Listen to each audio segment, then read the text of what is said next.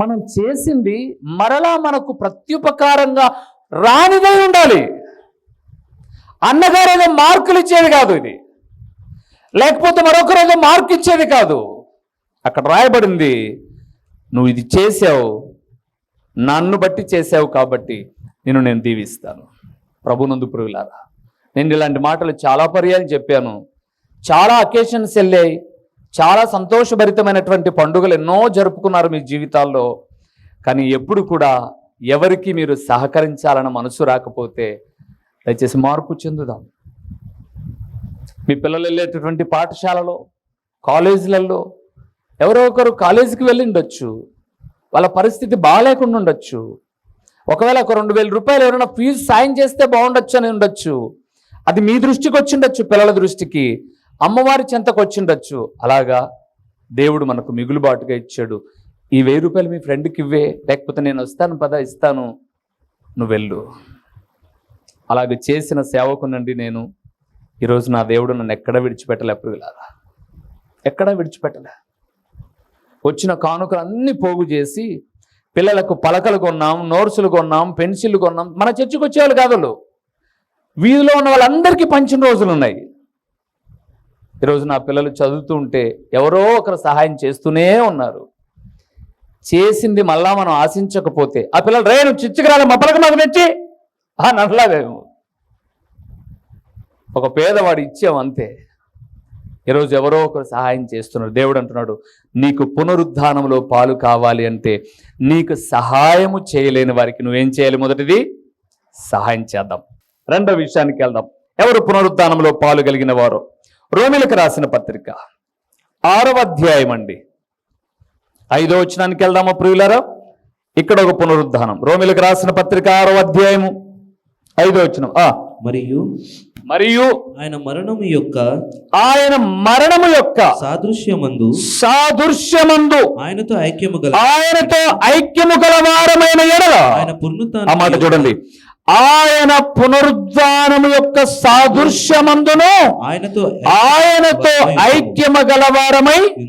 రెండవది ప్రియులారా, మొదటిది తిరిగి సహాయం చేయలేని వారికి సహాయం చేస్తే పునరుద్ధానంలో పాలు కలుగుతుంది. రెండవది ఆయన మరణములో ఐక్యత కలిగిన వారికి పునరుద్ధానములో పాలు కలుగుతుంది. దేనిలో కలగాలట ఐక్యత? మరణములో. అంటే ఏంటి? ఈ 6వ అధ్యాయం 3వ వచనాన్ని మీరు చదువుతున్నప్పుడు, క్రీస్తు యేసులోనికి బాప్తిస్మము పొందిన మనమందరము ఆయన మరణములోనికి బాప్తిసం పొందితమని మీరెరుగరా. రెండవది ప్రియులారా, పునరుద్ధాన పండుగ లేదా పునరుద్ధాన దినము ఎవరు ఆచరించి పాలు పొందాలి అని అంటే రక్షించబడిన వారు, బ్యాప్టిజము పొందిన వారు.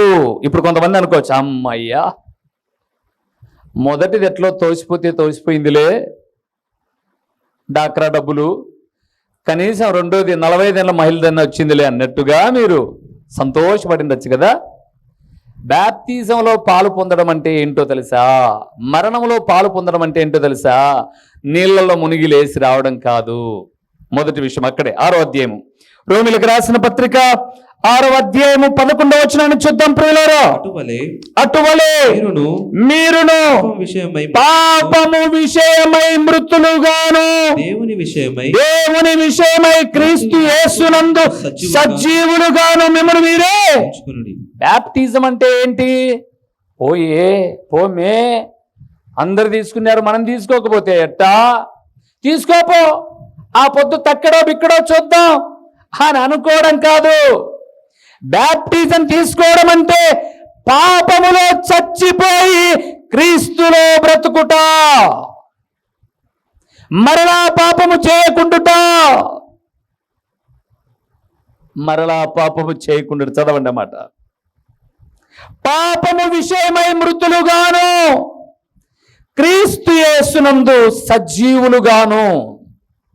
బ్యాప్టిజం పొందడం అంటే పాపం విషయంలో చచ్చిపోవడంగా. ఒక్కసారి చచ్చిపోయాం, ఇది వద్దు అనుకున్నాం, మరలా దాని చెంతకు చేరకపోవడం. అందుకే కదా మనం ఎప్పుడు పేతురు పత్రికను జ్ఞాపకం చేసుకుంటూ ఉంటాం. కుక్క చాలా విశ్వాసమైన జంతువు. మొన్నటి దినాన నాకు తెలిసిన ఒక అన్నగారు ఉంటే వాళ్ళ ఇంటికి వెళ్ళాను. ఒక కుక్క పిల్లను పెంచుకుంటున్నారు. వాళ్ళ ఇంట్లో పిల్లోడు మాదిరి అయిపోయింది అది. దానికి జుట్టంతా పెరిగిపోయింది. కటింగ్కి తీసుకెళ్తున్నా అన్నాడు. మంచిదన్నా అన్నాను. అన్న దీనికి ఎవరు చేస్తారు కటింగు? వీటికి కూడా ఉన్నాయన్నా అన్నాడు. ఎంత అన్నా దీనికి కటింగు అన్నా? 1800 అన్నా అన్నాడు. కుక్క పిల్లకు ఒత్తుగా వచ్చిన జుట్టు కట్ చేయడానికి ఎంతంట కాస్ట్? 1800. 12 నెలలకు నాకు అయ్యే కటింగ్ 100 రూపాయలు చొప్పున వేసుకుంటే 1200 హెయిర్ కట్. దానికి సంవత్సరానికి 2 మాటలు చేయాలి. 18 3600. ఎందుకు చెప్తున్నానంటే అది ఇంట్లో అండి కిందన వచ్చి పాల ప్యాకెట్ వేసి పెడుతున్నాడు. అది నేను గమనించాను. పాల ప్యాకెట్ అది కిందన పెట్టారు. ఆ చిన్న కుక్క పిల్లండి పాల ప్యాకెట్ నోటు గరిపించేసుకొని తాపలమ్మడి తెక్కుంటా బిల్లేసి ఆ ఇంటి యజమానురాలకు ప్యాకెట్ ఇచ్చేసి ఆ పక్కన కూర్చుంది. ఇంకా దీనికి 1800 పెట్టినా మేలేలే, మా గాడిదలు చాలా ఉన్నాయి, కమిషన్ లేకోకుండా పాల ప్యాకెట్లు దారు మా వాళ్ళు, ఓకే ఇది బెస్ట్లే అనిపించింది నాకు. సరే వస్తాను. అంత విశ్వాసము కలిగిన జీవి అయినా కక్కిన దాన్ని మళ్ళీ ఏం చేస్తుంది? తింటది. అసహ్యం. పేతురన్నమాట, నువ్వు రక్షించబడ్డావు అనంటే, ప్రభుతో పాటు పరలోకమందు నీకు పాలు కలగాలి అంటే, ఏ పాపాన్ని నువ్వు విడిచావో ఆ పాపాన్ని మళ్ళా నువ్వేం చేయకూడదు? చేయకూడదు. నువ్వు కుక్కవు కాదు. రెండో జంతువు కూడా ఉంది ఆడ. అదేంటిది? మధ్యకాలంలో ఎవరో మీరు చూసారో లేదో, విదేశంలో పంది గుండెను మనిషికి అమర్చారు. ఏ గుండె? పంది గుండె మనిషికి అమర్చారు. వీడికి బాగా అయినాల నుంచి ఎప్పుడు కాళ్ళ దగ్గరే ఉంటాడంట. వీడికి బాగా అయినాల నుంచి కాళ్ళ దగ్గరే ఉన్నాడంట. తొందరగా చచ్చిపోయాడంట. ఎందుకురా వీడు పదే పదే కాళ్ళ దగ్గరికి వెళ్తున్నాడంటే వీనికి పెట్టిన గుండెది. అది కథ. అంటే నేను ఏం జ్ఞాపకం చేస్తున్నానంటే, దాన్ని నువ్వు ఎంత శుభ్రపరిచినా సరే దాని నైజం ఎక్కడికి వెళ్తుంది? మురికిలోకి. మరి నువ్వు బ్యాప్టిజం పొంది ఉంటే, ప్రభు బలలో చేయి వేస్తుంటే, పాపమందు చచ్చిపోయిన నువ్వు మరలా అదే నీచమైన పాపం ఎట్ట చేస్తున్నావు? ఎలాగుంటుంది నీకు పరలోకమందు పాలు? జాగ్రత్త సుమా. ఆటలు కాదు, దేవుని వాక్యముతో ఆడుకోవడం. భూమి మీద చూడాలి ఒకరోజు నరకం. జాగ్రత్త. అందుకే అక్కడ అన్నాడు 6:11 చచ్చిపోవాలంట. ఇక 12వ వచనంలో అన్నాడు, దురాశలకు కూడా పాపమందు చోటు లేకోకుండా చేసేయాలంట. చాలా విషయాలు ఉన్నాయి 6వ అధ్యాయంలో. పాపములో చచ్చిపోవడం బ్యాప్టిజం అంటే. రెండవది కూడా చెప్తాను, ఇంకోటి బాప్తిజం అంటే ఏంటో. కొలస్సీలకు రాసిన పత్రిక ఒకసారి రండి. కొలస్సీలకు రాసిన పత్రిక 2వ అధ్యాయము 20వ వచనాన్ని చూద్దామా? మీరు క్రీస్తుతో కూడా బాప్తిజం పొందడం అంటే ఏంటో 2వ అధ్యాయము కొలస్సీలకు రాసిన పత్రిక 20వ వచనం. మీరు క్రీస్తుతో కూడా లోకము యొక్క పాఠముల విషయమై మూల పాఠముల విషయమై మృతి పొందిన వారైతే లోకములో బ్రతుకుచున్నట్టుగా మనుషుల ఆజ్ఞలను పద్ధతులను అనుసరించుట చేత పట్టుకొనవద్దు, రుచి చూడవద్దు, ముట్టవద్దు అను విధులను మీరు లోబడనేలా అవన్నీ వాడుకొనుట చేతనే నశించిపోవును. చాలు. మొదటిది ఆయన మరణములో పాలు పొందడం అంటే బాప్టిజం ద్వారా పాపములో చచ్చిపోవడం. రెండవది ఈ లోకపు ఆచారాలన్నీ చంపేయాలి. ఏం చంపేయాలి? లోక ఆచారాలు చంపేయాలి. ఏంటి లోకాచారాలు? అమ్మ మట్ట పట్టుకొని చెట్టు చుట్టూ తిరిగిందంట, దాన్ని తెచ్చి ఇంట్లో పెట్టుకుంది. ఎన్ని రోజులు పెట్టుకుంటావు? శుక్రవారం గుడ్ ఫ్రైడే అంట. 3 గంటలకు యేసుప్రభుల వారు చనిపోయారంట. యేసుప్రభు ఫోటోను తిప్పాలంట. యేసుప్రభు ఫోటోను ఏం చేయాలంట? తిప్పాలంట. మన వాళ్ళు కూడా శుక్రవారం దినాన బూజు పట్టిందిరా బాబు అని చర్చి కడతారు. ఉరుకో, ఈ పొద్దు బూజు కొడతావా? అరే బూజు పట్టింటే బూజు కొట్టుకోకూడదు ఏంది? అంటే ఇంకా ఏమున్నాయి? ఆచారాలు. తుమ్మితే కదలకూడదు, దగ్గితే రాకూడదు, పిల్లి అన్నాక ఆ ఇంట్లో తంతే ఇంటికి పరిగెత్తేటప్పుడు ఎదురుకు రాకూడదు. మొన్నటి దినాలు కూడా అన్నాడు, మా అమ్మ ఎదురొస్తే అన్ని శుభాలే అన్నాడు. వాళ్ళ అమ్మ ఎదురొచ్చింది. మీకు చెప్పమంటారా, భయంకరమైన యాక్సిడెంటు, వెనకల పూసలు 2 ఇరిగిపోయాయి. వాళ్ళ అమ్మే వచ్చింది అడ్డం. అన్నీ విజయం పోనాయన నీకు అనింది, అన్నీ విజయమే నాయన అనింది. ఇంటికి రాగావాడు ఆ నుంచి అట్లా తిరుపతి రుయాకి వెళ్ళిపోయాడు. రుయా నుంచి ఇంటికి వచ్చాడు. ఇప్పుడు 6 నెలలు బెడ్ మీద నడుచా ఉండేది మెల్లగా. ఎవరు అడ్డం వచ్చినారు? ఎవరు చెప్పారు ఈ ఆచారాలు? ఎవరు చెప్పారు ఈ ఆచారాలు? తల్లిగాను ప్రార్థన చేసి పంపించు, సంతోషమే. లేదా ఇంట్లో ఉన్న తర్వాత ఏదో ఘాటుకు తుమ్ము వస్తుంది. నేను దినాలు మన వాళ్ళు పొయ్యి రగిలించడానికి మిరపొట్లం పెట్టారు. దాంట్లో పొయ్యిలో అంటే పొడి వస్తుంది కదా, మిరప్పొడి. ఆ పొట్లం పెట్టి రగిలిస్తున్నారు. మళ్ళీ ఏం చెప్తున్నారు, ఇది పెడితే మనకు ఘాటు వస్తుంది అంటున్నారు, రగిలిస్తున్నారు. మిరప్పొట్లం పెడితే ఘాటు రాదా, తుమ్ము రాదా? అంటే ఇప్పుడు తుమ్ము వచ్చిందని చెప్పేసి మనవాడు టమాటా పండ్లకు అని నిలబడుకోవాలి టేంగా. ఇది మాడిపే. లోక ఆచారాలన్నీ మనుషులో నింపుకొని మేము యేసుప్రభు బిడ్డలం. ఎట్లా యేసుప్రభు బిడ్డలను? ఎలాగ యేసుప్రభు బిడ్డ? ఎన్ని ఆచారాలండి లోకానుసారమైనవి. వివాహాల్లో ఆచారమే. పాస్టర్ గారు వచ్చి ప్రార్థన చేసిపోయాడంట, ఆ పక్కన నపుంసకులు వచ్చి డాన్స్ చేస్తున్నారు. వాళ్ళతో పాటు ఈడు ఎగురుతున్నాడు, నాయన ఎగురుతున్నాడు, అమ్మ ఎగురుతున్నాడు, ఇంట్లో ఎగురుతా, అందరూ ఎగురుతున్నారు. ఇంకా ప్రార్థన ఎందుకు చేయించుకున్నట్లు? ఎందుకు ప్రార్థన? ఎందుకు? సాంబార్ వేయాల్సిన పసుపు అంతా మూతి మీదనే ఉంది. ఒక ½ కేజీ పసుపు అంతా ఉంది. ఆ రుద్దేది ప్రతి నెల రుద్దు. మరి ప్రతి నెల రుద్దితే పసుపు కొనుక్కోలేవు, ఆ పొద్దే రుద్దాల. ఎంత ఆచారాలండి. పెళ్ళిళ్ళైన తర్వాత ఈరోజు లోకం ఎలాగ తయారైపోయిందో చూడండి. సోషల్ మీడియా చేతిలోకి వచ్చిన తర్వాత పెళ్లికి ముందే క్రోమోలు కొన్ని జరుగుతున్నాయి, చిన్న చిన్నవి. పెళ్లికి ముందు రోజుగానే ఈ పెళ్లి కొడుకు పెళ్లి కూతురు వెళ్ళిపోతున్నారు హ్యాపీగా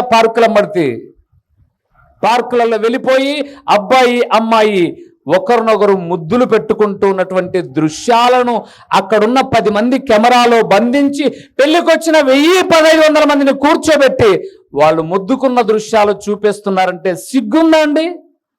వాళ్ళు పెళ్లి కావాల్సిన వాళ్ళే. ముద్దు అనేది భార్యాభర్తలు గదిలో జరుపుకునేది కదండి. సినిమా కల్చర్ అంతా ఎక్కడికి వచ్చింది? ఇప్పుడు బజార్లోకి వచ్చింది, దేవుని పిల్లల మందిరాల్లోనికి వచ్చేసింది. దేవుడు అంటున్నాడు, ఆచారాలు చావాలి. బ్యాప్టిజం పొందావా? ఆచారాలు వద్దు. ఇంకేం ఆచారాలు అవసరంలా. సమాధి మీద రాశారు, క్రీస్తు నందు మృతులైన మృతులు ధన్యులు అన్నారు. అంటే ఈయన క్రీస్తు నందు మృతి నొందాడని.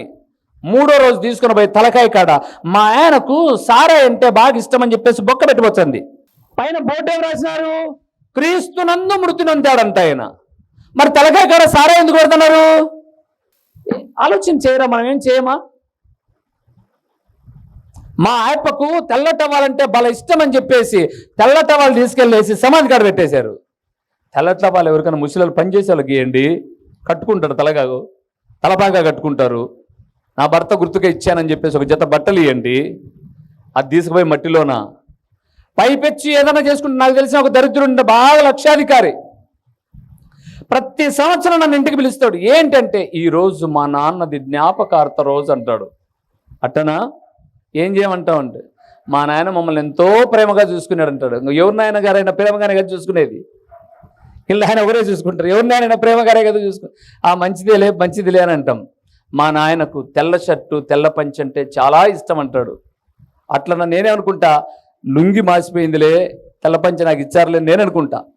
5 ఏళ్ల నుంచి ప్రతి సంవత్సరం అట్లే అనుకుంటా. అంటానట్లే ప్రార్థన చేయి ఫస్ట్ అంటాడు. బట్టలకి ఏం అవసరం లేదులే, మామూలుగా ప్రార్థన చేసుకుందంట. లేదు, ప్రారంభ ప్రార్థన చేయి అంటాడు. ప్రారంభ ప్రార్థన చేస్తానంటే గదిలోకి వెళ్తాడు. అయ్యా గదిలోకి వెళ్ళి ఈ తెల్ల పంచె తెల్ల షర్ట్ వేసుకొని వచ్చాడు బయటికి. దరిద్రుడు ఎప్పుడు తనేసుకోవడమే తప్పితే ఎవరికి ఇచ్చిందిలే. పోనీ ఈయనేమన్నా ఇది వేసుకొని బజార్లో తిరుగుతాడా? ఆ ఒక్కరోజు తిరుగుతాడు, మరుసటి రోజు నుంచి యూనిఫామ్ వేరేది. ఆయన ఒక గవర్నమెంట్ ఎంప్లాయీ. ఆచారాలు దేవుడు అన్నాడు, నేను అన్నట్లే ప్రియులారా మాట. ఆచారాలలో ఏమైపోవాలి? మృతమైపోవాలి, చచ్చిపోవాలి. ఆచారాలు ఉండకూడదు. ఇంకా యేసు ప్రభువు వారు నమ్ముకున్న తర్వాత ఇంకా ఆచారాలు ఏమి ఉండకూడదు. ఇది మా తాతల కాలం నుంచి వచ్చింది, అబ్బల కాలం నుంచి వచ్చింది, తాతల కాలం నుంచి అవి వచ్చిండొచ్చు. అవి వచ్చినప్పుడు నువ్వు అవన్నీ వదిలిపెట్టేసే యేసు ప్రభు నామములో బ్యాప్టిజం పొందావు. ఇంక మళ్ళా అవన్నీ ఎందుకుగా? చేస్తే అయ్యన్న చేయి, ఉంటే ప్రభువులో ఉన్న ఉండు. అది సగం ఇది సగం వద్దు, అది సగం ఇది సగం వద్దు. ఇంకా జరిగిందా? అదన్నా ఇదన్నా. ప్రార్థన ప్రార్థనే, ఆచారాలు ఆచారాలే. దేవుని ప్రియబిడ్డలారా, పరిశుద్ధాత్మ ప్రేరణ బట్టి పునరుత్థానంలో పాలు పొందాలి అంటే సహాయము చేయలేని వారికి సహాయం చేయాలి. బ్యాప్టిజం పొందడం అంటే పాపం విషయమై చావాలి, ఆచారాల విషయమై చావాలి, క్రీస్తు విషయమై లేపబడాలి. ఎన్నో ఏళ్ళ నుంచి మీరు చూస్తున్నారు, ఏదన్నా ఇది ఆచారం అని ఎక్కడన్నా చెప్పాను, మీరు చేసుకుంటే నేను పక్కన కూర్చుంటున్నా. కొంతమంది ఇళ్ళకి పిలుస్తారు పుట్టు వెంట్రుకలు అని. మీకు చెప్పమంటారా? బైబిల్లో అన్ని కార్యక్రమాలు ఉన్నాయి కానీ పుట్టెంటుకలు లేవు. బైబిల్లో లేవు. నీకెవరో ముందు సదింపులు పెట్టిన వాళ్ళతో మళ్ళీ సదింపులు పెట్టించుకునే దానికి నువ్వు చేసే ప్లాన్ ఇది, అంతకు మించి మరొకటి లేదు. అందుకే నేనేం చేస్తానంటే ప్రార్థన చేసి పక్కన కూర్చుంటా. అన్న 3 మాటలే అన్న. 3 మాటలు కాకుండా 30 మాటలు కత్తిరించిన తెగద కత్తరా. మళ్ళీ ఒక దరిద్రుడు వచ్చి చెప్తాడు, కొబ్బరి చిప్ప గట్టంగా వత్తు, వాని గొంతు మీద పెట్టొద్దురా, పోతాడు, అది పీడైపోతుంది. కొబ్బరి చిప్ప గట్టంగా వత్తు, బెల్లం గడ్డ పగలగొట్టు. ఈ దరిద్రుడు చెప్పే మాటలని అటనన్నా తవ ఒళ్ళో పెట్టుకోవాలన్నా మీద పెట్టుకోవాలన్నా. పాస్టర్ గారు చెప్పిన వాక్యం ఏం గుర్తుండదన్నా. 3వ విషయాన్ని చూసి ముగిద్దామా? హెబ్రీయులకు రాసిన పత్రిక 11వ అధ్యాయము, పరిశుద్ధ బైబిల్ గ్రంథము నుంచి హెబ్రీయులకు రాసిన పత్రిక 11వ అధ్యాయము 35వ వచనాన్ని చదువుదాం ప్రియులారా. ఇక్కడ ఒక పునరుత్థాన అనుభవం ఉంది, చూద్దాం. స్త్రీలు మృతులైన తమ వారిని పునరుత్థానము వలన మరలా పొందిరి. కొందరైతే మరి శ్రేష్టమైన పునరుద్ధానము పొందగోరి విడుదల పొందనొల్లక పెట్టబడి. చాలు ప్రియులారా, మొదటిది 35 నుంచి చదువుతున్నాను చూడండి. స్త్రీలు మృతులైన తమ వారిని పునరుద్ధానం వలన మరలా. పునరుద్ధానములో ఎవరు పాలి భాగస్తులు అంటే, ఓ తల్లులు చెల్లెళ్ళు, మీరందరూ రక్షించబడ్డారు కదమ్మా. మీ ఇంట్లో ఇంకా మీ బిడ్డలకు రక్షణ లేదు, మిమ్మల్ని కన్నా అమ్మా నాన్నలకు రక్షణ లేదు, తోడబుట్టిన వాళ్ళకి రక్షణ లేదు. స్త్రీలు అనబడేటటువంటి మీరు మృతమైన జీవితాన్ని జీవిస్తున్నటువంటి వారిని ఏం చేయాలి? మీరు రక్షించుకోవాలి.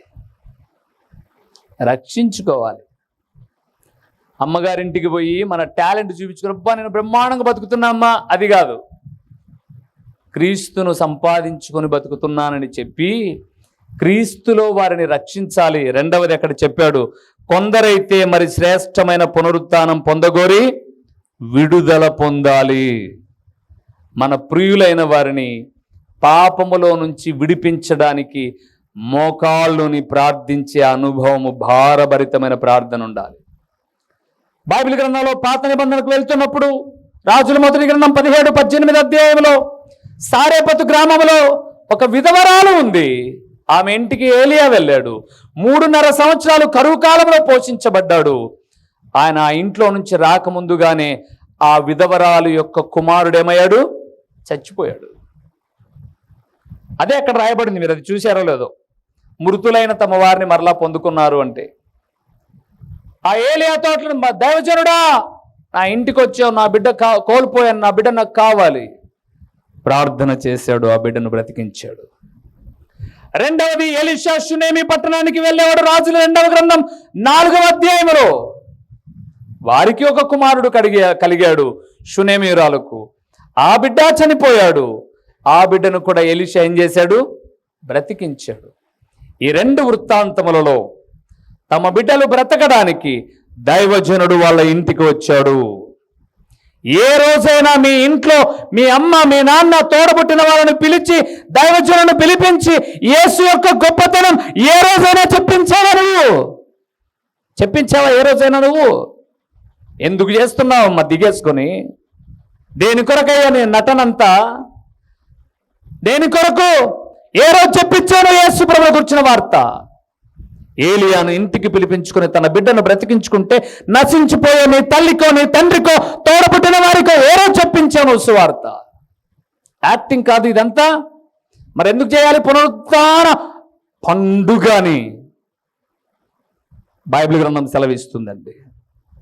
విడుదల పొందాలి. విడిపించబడ్డానికి వాళ్ళని ఎదురుగా కూర్చోబెట్టి తల వంచండి అని చెప్పి ప్రార్థన చేయించాలి దైవజనుడితో. మనం చేయింగా. విడుదలకు బెయిల్కు తేడా ఉంది, మీకు తెలుసో తెలీదో. అప్పుడప్పుడు కొంతమంది ఖైదీలు బెయిల్ మీద విడుదలవుతారు. బెయిల్ మీద విడుదలైన తర్వాత వీళ్ళు కనీసం నెలకొకసారి 2 నెలలకొకసారి పోలీస్ స్టేషన్కి పోయి రిజిస్టర్లో ఉన్న సంతకం పెట్టాలా, లేదా వాయిదా అప్పుడు కోర్టు కన్నా పోయి కనపడాలా. అది బెయిల్ ప్రాధాన్యత. విడుదలైపోతారు. అప్పుడప్పుడు ఆగస్టు 15కో జనవరి 26కో విడుదల చేసేస్తారు. ఇంకా వీళ్ళు సత్ప్రవర్తన కలిగి ఉన్నారు అని విడుదల చేస్తారు. వాళ్ళు ఎప్పుడు మళ్ళీ జైలుకు పోవాల్సిన అవసరత లేదు.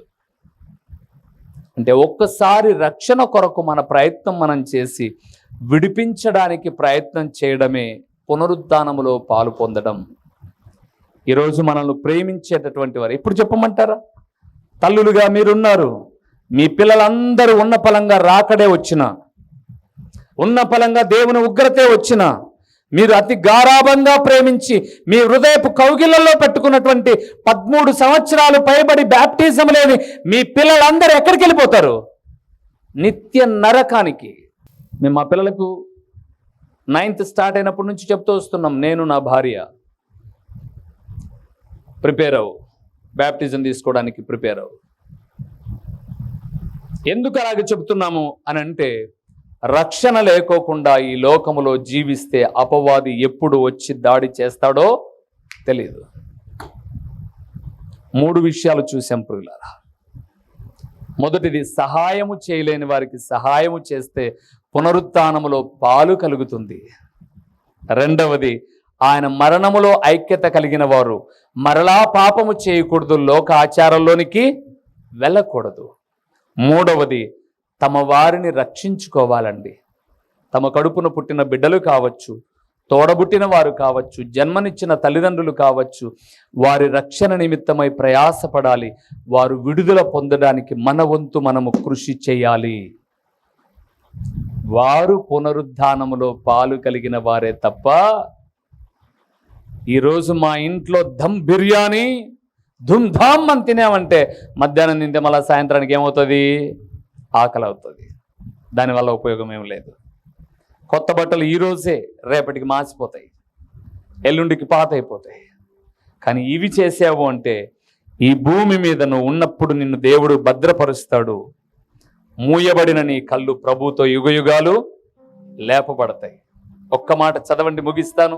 యోహాను సువార్త 5వ అధ్యాయము 29వ వచనాన్ని ఒక్కసారి చూద్దామా? యోహాను సువార్త 5వ అధ్యాయము 29వ వచనాన్ని చదివి ప్రార్థన చేస్తాను. 5:29. మేలు చేసిన వారు జీవ పునరుద్ధానమునకును, కీడు చేసిన వారు తీర్పు పునరుద్ధానమునకు బయటికి వచ్చేదరు. దేవా, ఎన్నో పునరుద్ధాన దినములు, ఆదివారములు నా జీవితంలో గడిపినా నేను ఈ వాక్యానికి భిన్నంగానే నడుస్తూ వచ్చాను. ఈ రోజైనా ఈ వాక్యం ఏదైతే చెబుతుందో సహాయము చేయలేని వారికి సహకరించే మనస్సును అలవర్చుకుంటాను. రెండవది, నీ మరణములో పాలు పొందాను నేను కూడా, అంటే బ్యాప్టిజం పొందాను కాబట్టి, పొంది కూడా ఇంకా ఏదైనా పాపం చేస్తూ ఉన్నట్లయితే, ఇంకా ఏవైనా లోకాచారాలు ఉన్నట్లయితే విడిచిపెడతాను ప్రభువా. మూడవదిగా, నా వారిని నేను రక్షించుకోవాలి. నిజమే, అది నా బాధ్యత. నా బిడ్డల ఆధార్ కార్డు లేకపోతే, నా బిడ్డలు రేషన్ కార్డులో లేకపోతే, నా బిడ్డలకు కావలసిన వనరులు లేకపోతే 100 సార్లు ఆఫీసుల చుట్టూ తిరగడం తెలుసు, కానీ నా బిడ్డలకు రక్షణ లేకోకుండా పోతే ఒక్కసారి కూడా వాక్యానికి విధేయత చూపడం రావడం లేదు నాకు అని ఈరోజు మార్పు చెంది వారి విడుదల కొరకై ప్రార్థించగలిగితే నా ప్రభువు పునరుత్థానములో నిన్ను పాలి భాగస్థులుగా చేసుకుంటాడు, పాలి భాగస్థునిగా చేసుకుంటాడు. నమ్మినట్లయితే తలలు వంచుదాం, కళ్ళు మూసి ప్రార్థన చేద్దాం. మహిమా స్వరూపువైన మా ప్రియమైన పరలోకపు తండ్రి, మహోన్నతుడవైన దేవా, మీ ఘననామమునకు స్తోత్రములు చెల్లిస్తూ ఉన్నాము నాయనా. కొందరు పునరుత్థానము గురించి అపహాస్యం చేసేవారు, కొందరు లేదనేవారు, కొందరు గతించిపోయేదనేవారు ఉన్నటువంటి సమాజములో నీ ప్రియ కుమారుడైన యేసుక్రీస్తు వారి ద్వారా మమ్మల్ని వెదకి రక్షించుకున్నారు. పాపములో చనిపోయి క్రీస్తునందు లేపబడే నూతన జీవాన్ని ఇచ్చారు. ఇంకా ఈ వాక్యం వినేవారు ఎవరైనా పాపములో ఉన్నా, లోక ఆచారాల్లో ఉన్నా, నాయన తమకున్నది ఎవరికి సహకరించే మనసు లేని వారుగా ఉన్నా, తమ వారిని రక్షించుకోలేని వారుగా ఉన్నా, నేడే ఒక మంచి తీర్మానం తీసుకుని ఆ తీర్మానానికి కట్టుబడి జీవించడానికి సహాయం చేయండి. ప్రకటించబడిన పరలోకపు సంగతులు వ్యర్థముగా పోకుండా సారవంతమైన నేలను పడిన విత్తనము వలె 30 అంతలుగా 60 అంతలుగా 100 అంతలుగా ఫలింపచేసి మీ ఘననామానికి మహిమ ఘనత ప్రభావములు మీరు కలుగు చేసుకొనుమని ఎంతైనా నమ్మదగిన దేవుడవైన మీకు స్తుతులు చెల్లించుకుంటూ యేసు నామములో అడిగి పొందియున్నాము తండ్రి, ఆమేన్. మా చిరునామా దైవజనులు బ్రదర్ ఓ రూబేన్ గారు, క్రీస్తు ప్రార్థనా మందిరం, డోర్ నెంబర్ 1-10-386, నగరిగుట్ట, పులివెందుల, కడప జిల్లా. మీ ప్రార్థనా అవసరాల కొరకై సెల్ నంబర్ 9989067409.